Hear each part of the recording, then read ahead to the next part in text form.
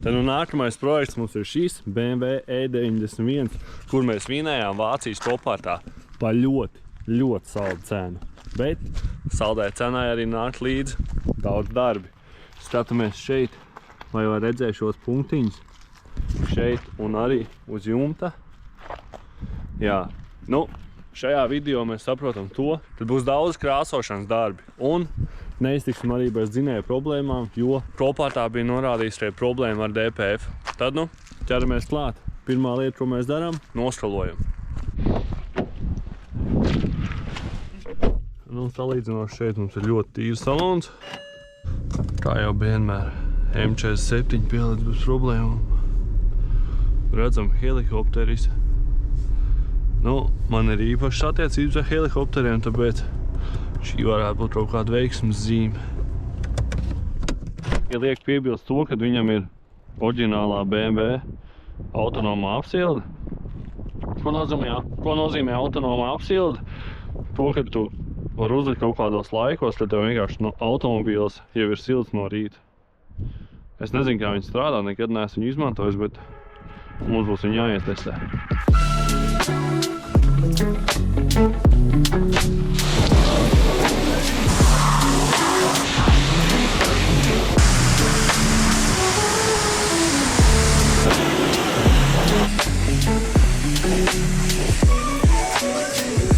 Nākamā lieta, ko mēs darām, ir pieslēdzam diagnostikas iekārtu, lai noskaidrotu, kādas mums ir kļūdas, kādēļ tas DPF, kādēļ viņam kaut kas tur nepatīk. Mums arī norāda kļūda par atslēgas bateriju. Es neatceros, vai šiem bija lādējams. Bija lādējams? Nē. Droši vien būs jānomaina baterija. Salons tāds patīkams tādiem Recaro. Bet nu gaišais, tas ātri sasmērējās, manuprāt. Šīs visas lietas mums būs kaut kā vai jānokrāso, vai nezinu, melns jānokrās līdz galam. Oh my god. Power supply, tas nozīmē to, ka te ir bijis izlādējusies baterija. Bet nu jā, mums ir vairāk kļūdas pār partikulāro filtru. Bet, lai kaut ko saprast, mums viņš sākumā jānodzēš. Jo mums tur ir daudz kļūdas par kaut ko citu. Pagaidām nav, bet nedaudz pabrauksim.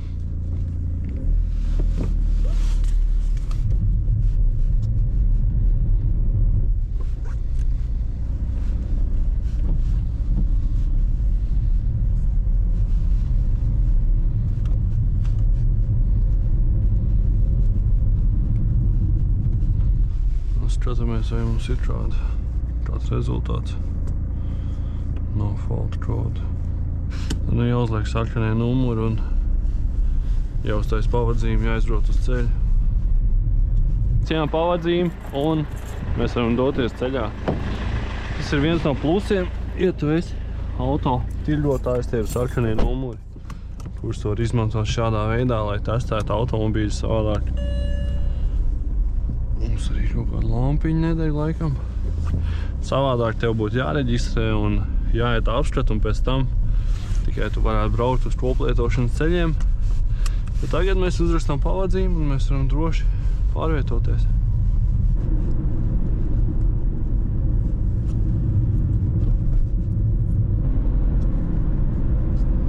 Nu, liekas, viņam būtu jābūt nedaudz ātrākam, āsākam.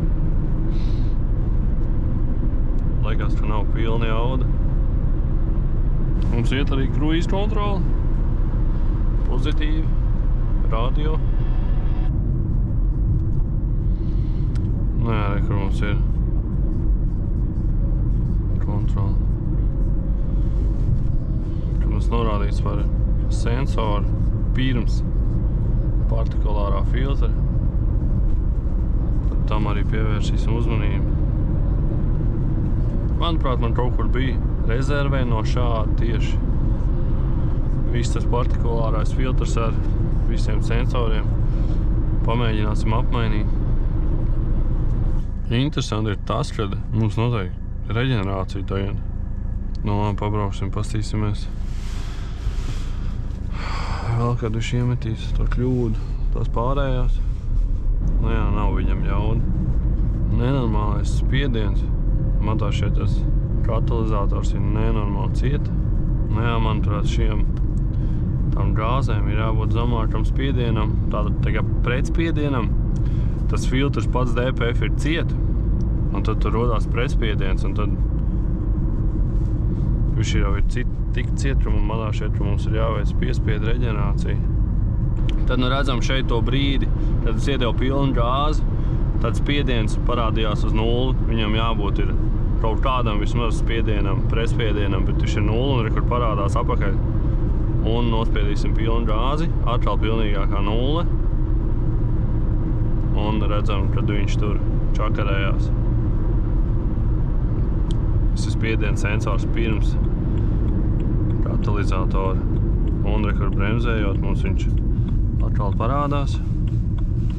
Pilns. Un nulle atkal. Un tā nevajadzētu būt. Interesanti, kad tieši dodot gāzi. Paskatīsimies, varbūt kaut ko vizuāli varam redzēt uzreiz tam sensoram. Kāds korodējums vai kas. Jo tagad ir kā nonas robežās ir. Tad jābrauc iekšā.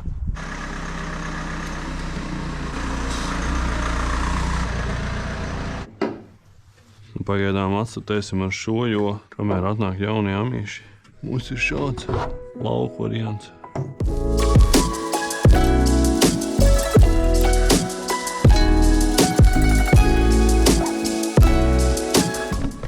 Redzam šeit, mums ir tas spiediens sensors, un šis neizskatās kaut kas oriģināls, vai nu kaut kas tam līdzīgs. Te ir kaut kas jau ar savilcēju piesiets. Un, kad es te papustināju, tad visas kumpas sāk darboties. Atskatīsimies, vai tur viss kārtībā kontakti ir.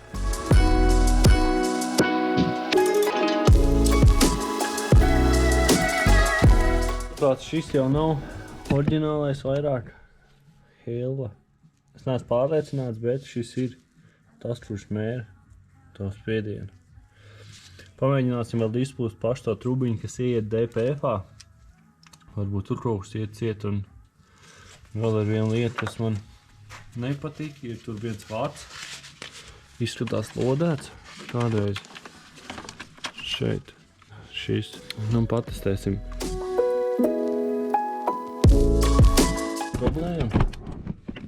Tas vārds ir nedaudz korodējis, un te kaut kāds nekontakts sāk veidoties. Pārlodēsim un paskatīsimies, vai mums tā kļūda pazudīs. Un ko es sapratu, manuprāt? Kad mēs tieši nododam gāzi spēcīgi, tad šis ir tā kā mazs vārds. Un re, kur viņš aiziet tā kā savienojās ar visiem pārējiem, un mums šeit patās ir turbīnas VNT sistēma. Manuprāt, viņi tur darbojās ar VNT. Un, kad vajag daudz gaisa, tā turbīna pagriež tās lāpstiņas, un viņai vajag noteikti pagriezt, un tad zūd vienkārši masa un iet uz īso visu pasākums. Tāpēc es domāju, ka šīs pusītes, vai nu arī kaut kur vēl masas, vēl viens vārds ir. Oi, mums jau šeit ir vēl izolācijas lente. Parāsim arī šo vaļā. Jo šeit ir kaut kādi tie ledi. Šī ir vilka klāt, un varbūt tur kaut kas nav īsti ar masām.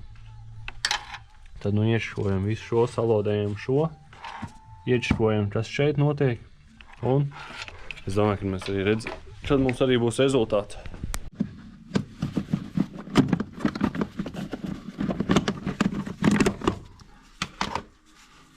Kas tas ir? Nu, šīs vispār neizskatās kaut kas oriģināls. Šī kastē šeit nebija jābūt. Kur viņi ir klāti? Viņi pievienojusies. Manuprāt, šie vadi. Kāpēc man liekas, ka tie ir sprausali vadi? Paskatīsimies. Jā, redzam šeit. Tie vadi aiziet uz sprauslā, un šī ir to vada. Ekstra vadība. Pagaidi. Manuprāt, viņam bija kaut kāda uzlīme viena. Šeit aizmugurē. Kāda ir pat formans. Šeit tie kaut kāds nopietnas čiptonings bijis. Ok. Man paliek interesanti. Es gribu zināt, kā tad ir šies. Kad mums nebūs vairāk tā kļūda par tā DPF. Ok. Daigi nepacietībā šito sataisīt.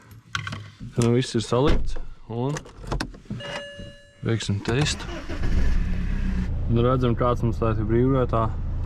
Spiediens apmēram 230. Redzēsim, vai pazudīs vai kaut kas te noļukos. Bet man tēt visvairāk interesē, kas tā pa kasti ir un vai viņi darbojās. Lai ne, mums atkal ir, kur iemet pa 0. Kad es iedevu pilnu. Ai.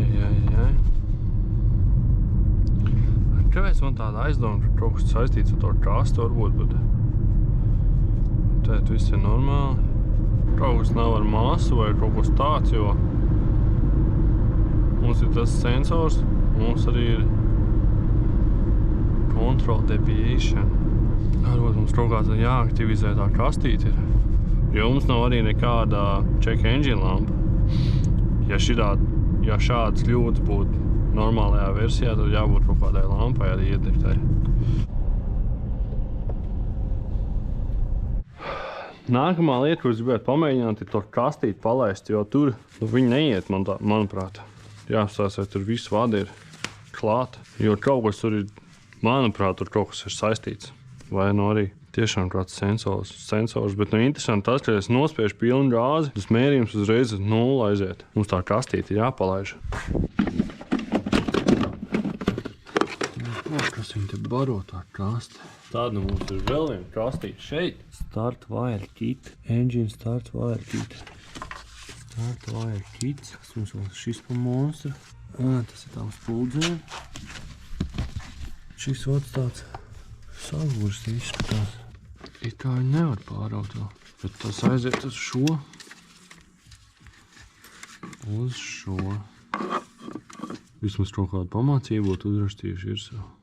Ok, pagaidām izskatās, ka šeit varbūt ir problēma. Kaut kas te ieslēdzās vai izslēdzās, ko viņi te pakustināja. Šo mēs pagaidām, tā teikt, testa režīmā. Šādi satīsim. Tad mēs spraužam apakaļ.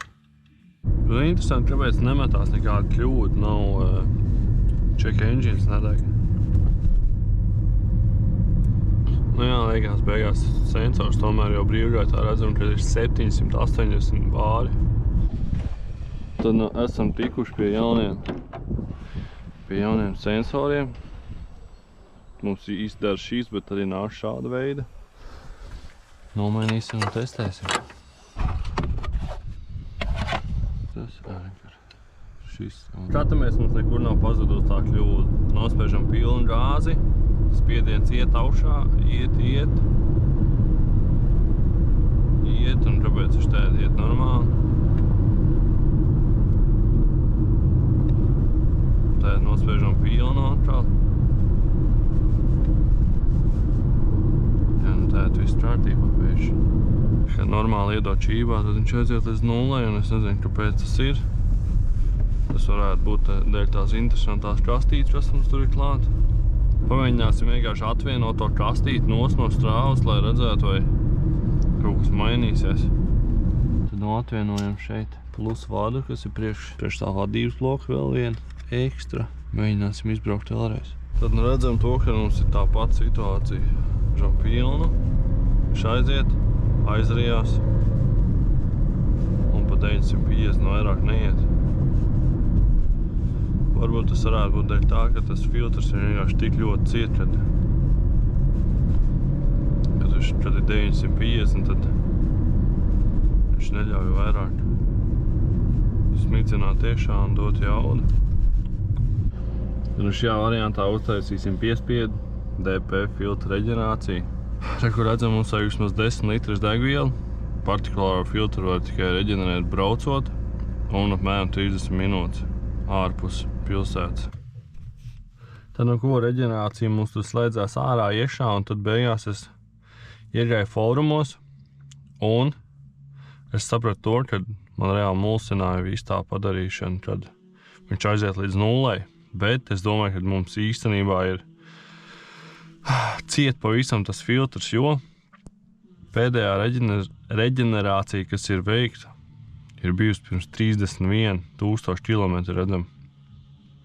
Un tas ir ļoti bēdīgi, un tušgaitā, skatāmies, ir jau ļoti augsts pretspiediens, viņam nevajadzētu būt tik augstam, un kad apmēram uzdod līdz kaut kādiem 3,000 nevar noturēt, tad būtu jābūt, nezinu, ap 200 vai pat zemākam. Tas nozīmē to, ka mums viņš ir cieta, un mums viņu vajag iztīrīt manuāli, ko mēs centīsimies izdarīt. Parasti to dara vedot uz kaut kādām speciālām tā kā kamerām, tā kā tvērtnēm, liek iešā, liek uz zem spiedienu, bet ko mēs mēģināsim izdarīt to manuāli ar speciālu ķīmiju un skatīsimies, vai mums tas izdodās. Bet, lai to izdarītu, mums ir jāņem nost filtrs. Tad, ņemam nost.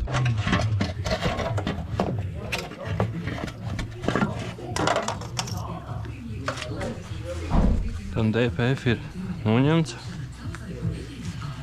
Mēģināsim viņu mazgāt. Esam izmazgājuši, uzlikuši apakaļ un skatāmies, cik mums rādīs tāda pretestība. Bez kļūdām. Tad redzam, mums jau ir daudz zemāk, kā bija iepriekš. Ja tad mums būtu kaut 40, tad jau 18, 19. Tad brauksim testā, tad uzsildīsim kārtīgi dzinēju un redzēsim, varbūt mums tā kastīte vēl aizies. Tad redzam to, ka tagad braucot kruīzā man ir 90, apgrieziena apmēram 2000, mums ir pretspiediens tikai vienīgi 15 minibāri vai milibāri, es nezinu, kā viņi tur iztulkojās, bet, protams, nozīmē, ka tas DPS bija pilnībā cieta. Un tad, kad es nospiežu pilnu gāzi, viņš aiziet līdz 90. Bet, ātrums mums arī aug. Bet, droši vien salonā skaņa arī izklausās savādāk, jo mums nav neviens šeit no tajiem plasmasiem, tāpēc viss motors skaņa nāk iešā. Un kā jau jūs varbūt arī jūtāt, tā kastīte, viņa aizgāja. Un es kaut kur apstāšos tūlītās un jūs nodemonstrēšu, cik jaudīgi tā mašīna tagad iet, jo es tā arī domāju, ka dēļ tās kastītes mums šitā viņai jāiet ir. Tad ar ko palaižam to mašīnu garām.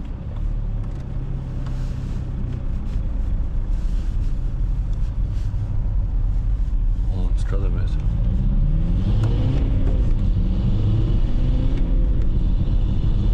Esmu iegājuši rātā.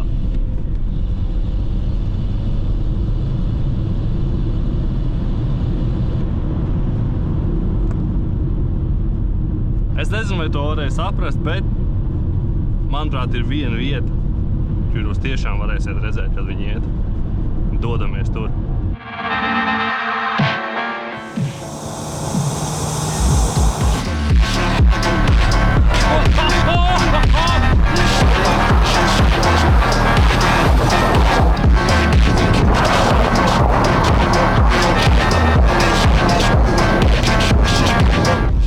Sweat, baby!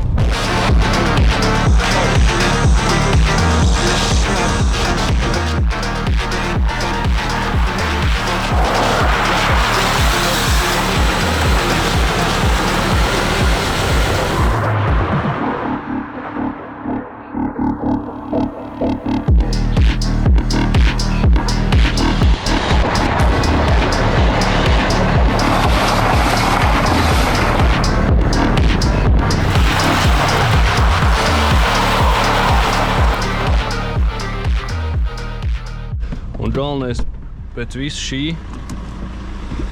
dzinējs vēl joprojām rūtas pilnīgā puķē. Tas ir M47.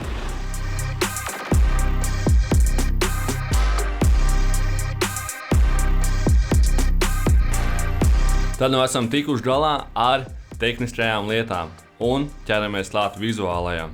Redzam to, ka virsbūves detaļas ir spēcīgi bojāts dēļ krūzes, bet nekas nav neizdarāms un mums jāķerās klāt ir pašam svarīgākajam, un tas ir jumts.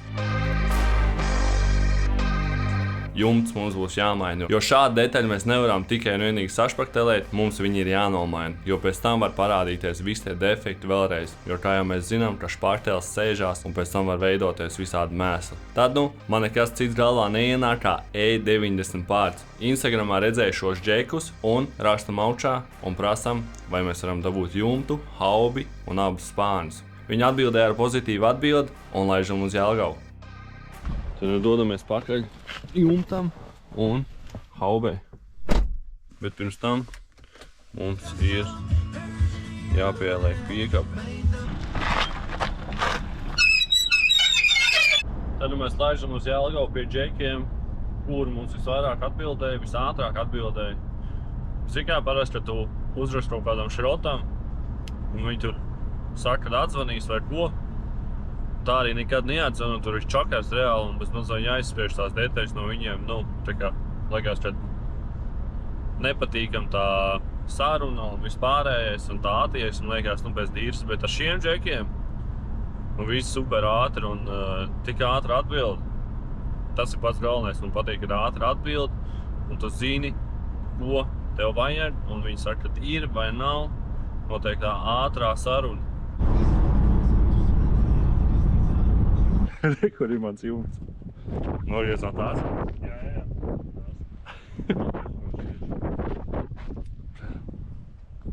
Bet mums vajadzēs tikai augšiņu. Un ņemsim un viss. Ņem tik un bišķi. Jā. Pirmais ir iekšā. Tu saki, ka tu Mata Armstrongs zini. Jā. Viņš no Lesteras, ka sāka tur viss. Ar BMX-iem braukāt, un pirmās detaļas mēs viņam arī tirgojam. Jā, no Korbīta blakām. Mums tur garaža bija, un tad viņš tur pirka pirmās stupītes, viss tādu. Es ceru, ka esmu nākamais Mata Armstrongs. Tā, širo mēs metam salonā, droši vien pēc salonā man ir stīkls pilnībā jauns. Un te lielie plaukti. Vētu sākt 10 gadus ņemies, jā?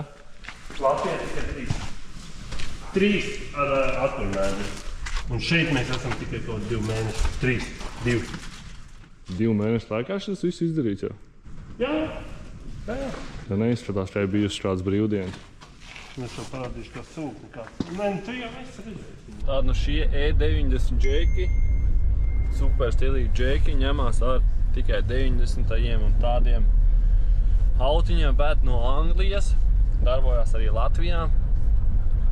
Un, kā jau redzējām, pat ir bijusi kaut kāda saskarsme ar Mata Armstrongu. Esam apkārt skrundā. Mūsu E91 jumts. Ko es pamanīju pirmīt, ka mēs likām iekšā kaut kur te bija šeit vai priekšpusē bija kaut kur būkte, bet paskatāmies, kāda tur švīka ir ievilkt no spārna.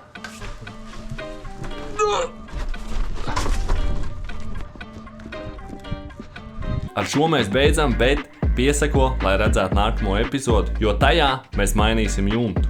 Izvēlamies savus auto droši un tiekamies nākamajā epizodē.